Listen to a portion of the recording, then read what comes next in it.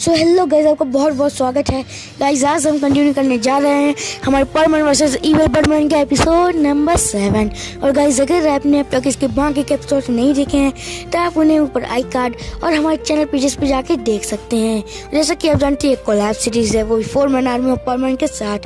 और गाइस, हमने last video में कहा था कि प्लीज़ हमें ऐसे सपोर्ट बनाए रखिए। तो गाइस, वही मैं कहना चाहता हूँ, बहुत बहुत थैंक यू कि आपने मेरे 900 सब्सक्राइबर्स पूरे करा दिए हैं। बस हमारे चैनल को इसी तरह सब्सक्राइब करिए। वैसे मैं पहले कभी कहता नहीं हूँ वीडियो की स्टार्टिंग में, बट गाइस आप लोग एंड तक ज़्यादातर नहीं देखते हैं, इसलिए मैं आज कह रहा हूँ। सो अब ज़्यादा टाइम को वेस्ट ना करते हुए इस एपिसोड को शुरू करते हैं।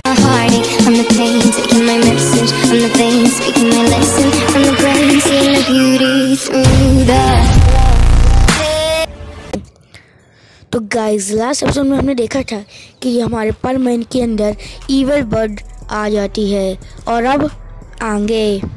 तो गाइस, हमने जैसा कि कहा कि हमारे प्यारे से परमैन के अंदर आ जाती है इविल बर्ड की आत्मा।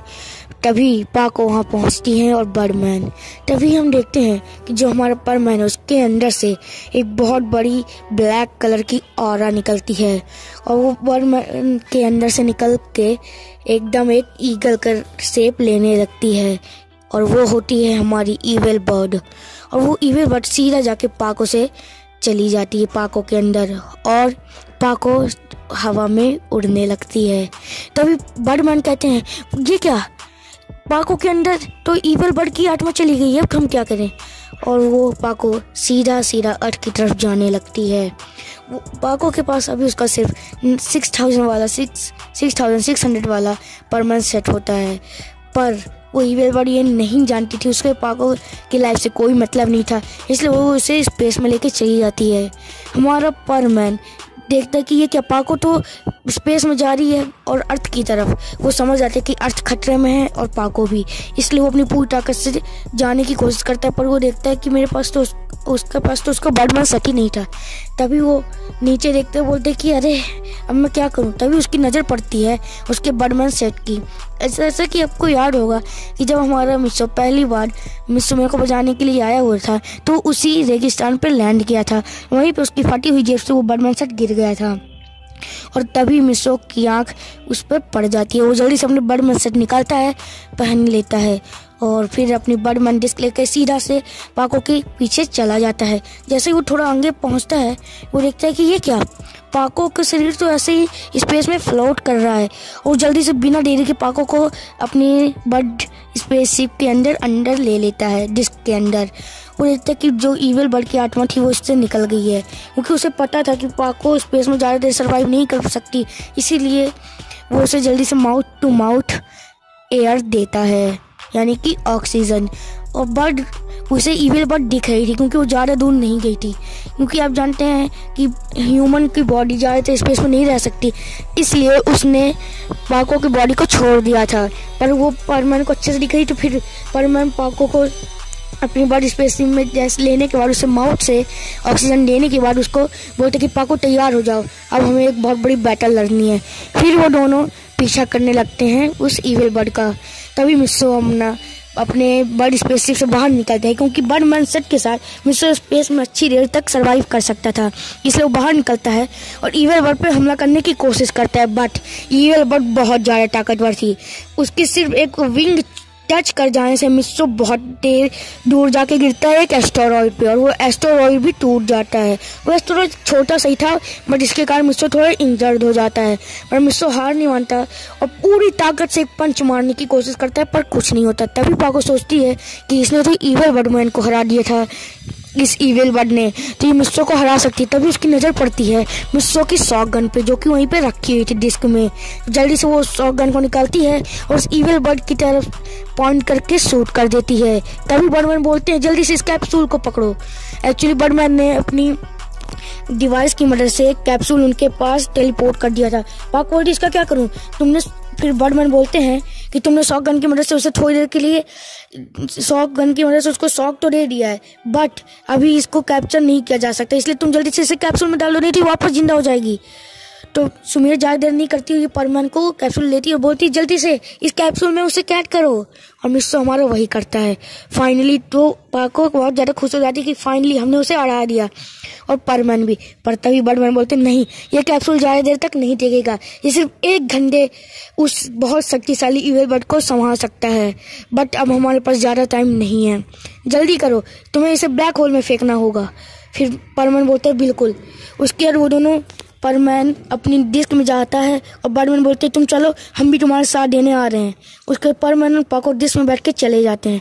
तभी रास्ते में उन्हें इविल परमैन की आर्मी ने रोक लिया था, और वो उनको बोलती है कि निकलो बाहर, ये कैप्सूल हमें दे दो।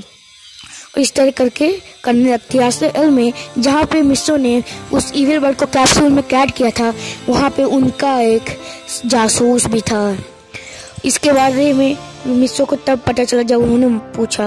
उसके बाद तभी वहाँ पे हमारे बर्डमैन अपनी अच्छे परमैन्स की आर्मी लेके आ जाती हैं, और उन दोनों के बीच में बहुत बड़ी, दोनों टीम्स के बीच में बहुत बड़ी फाइट शुरू हो जाती है गाइस, बहुत बड़ी। तभी हमारे मिस्सो की और कोई रास्ता नहीं दिखता।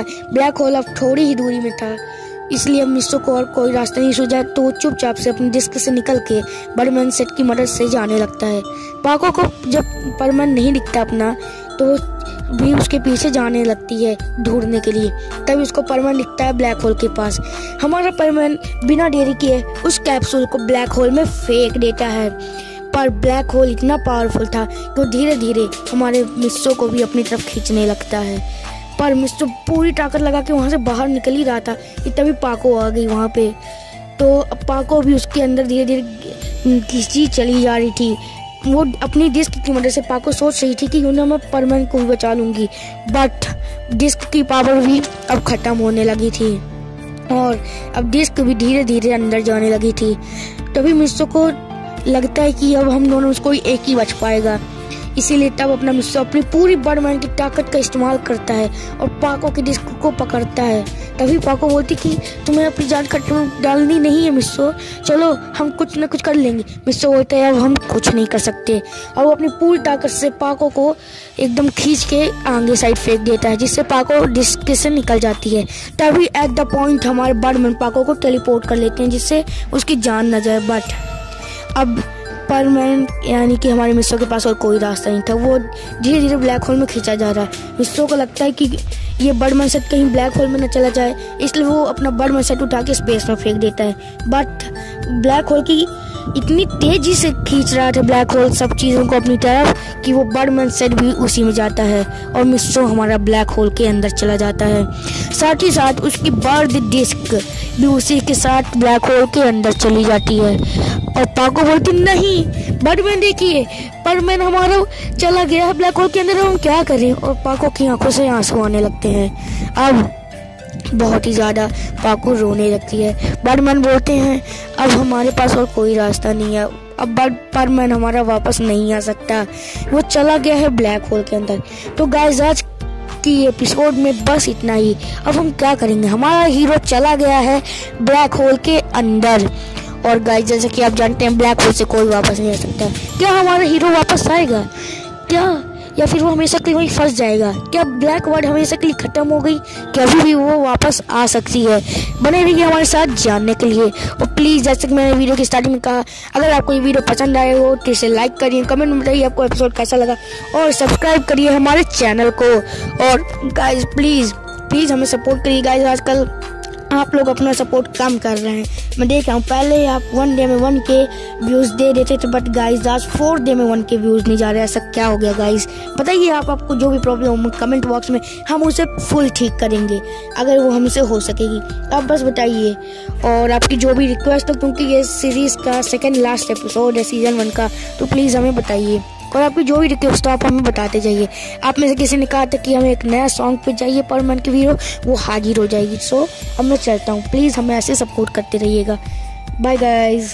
और हाँ, एपिसोड नंबर 1 जरूर देखिएगा, वो आएगा 4 मैन आर्मी परमैन के चैनल पे। बाय। So hello